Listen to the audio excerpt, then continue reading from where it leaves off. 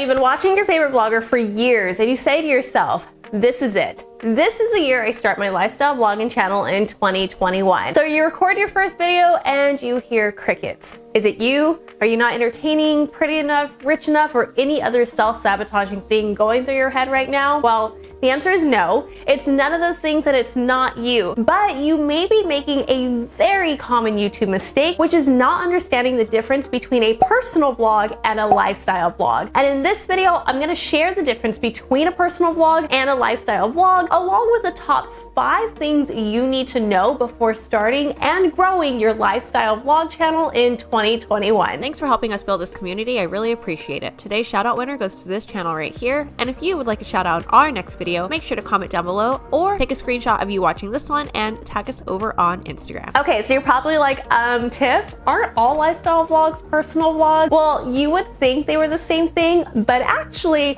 they're slightly different and one will grow your channel a lot faster than the other. See, I always say nobody cares who you are until they know what you can do for them. And I know that sounds harsh, but think about it. If no one knows you, what you stand for, or what you do, why would they watch you? And it doesn't matter the niche you're in. That quote stands true. So with your personal vlog channel, your entire content strategy revolves around you, making it a lot harder for someone to connect because they don't know who you are. Now, on the other hand, with lifestyle channels, their content strategy revolves around the person's lifestyle or way of living. And of course, a good vlogger understands how to have a lifestyle vlog channel and weave in some personal aspects to connect with your viewer on a deeper level. Now, I know there are a lot of personal vlog channels out there that seem to blow up, but a lot of them are already established on another platform or they're known for some other reason. For example, Kylie Jenner just came out with her vlog channel a couple years ago, and as you can expect, it blew up.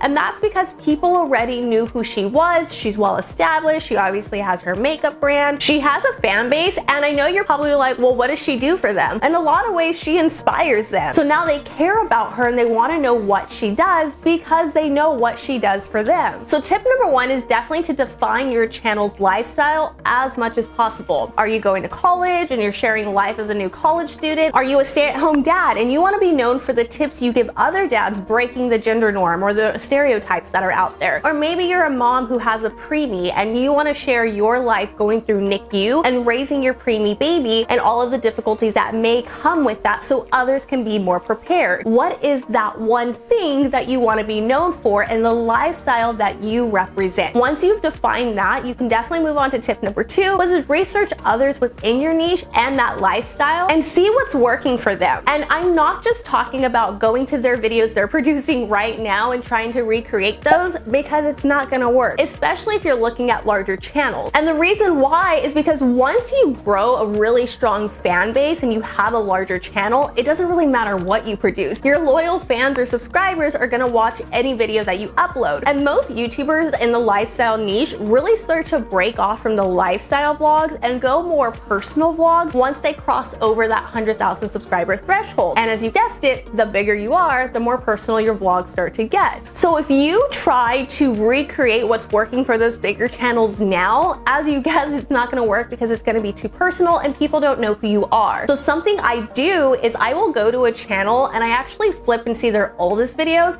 and I want to try to reverse engineer at what point did their channel start to take off, because there's usually a defining moment or a defining video that has a certain topic that really helped grow their channel. And most serious YouTubers will start to drill down on that topic to grow even faster. And if you watch my last video, you know creating videos around one topic or keyword is essential for fast-tracked YouTube growth. So once you find that video or videos on their channel and you really see what topics are working for them, that's when you want to go ahead and do your research, see if those topics are still highly searched or trending within your niche, and you guessed it, recreate those topics. Which of course brings me to tip number 3, and if you are an OG viewer of mine of 6 months, because this channel is still fairly new, you're probably sick of me saying make searchable content, but you guys, it works. YouTube is a search engine, and to get YouTube to notice you faster, You want to focus on that search traffic in your analytics. But a lot of people get confused about searchable content when it comes to lifestyle vlog because they're like, how do I make a vlog searchable? And if you're saying that to yourself, you're probably still too focused on personal vlogs versus lifestyle vlogs. And once you change that around, you're gonna notice that you can actually find a ton of searchable lifestyle content. And I promise you,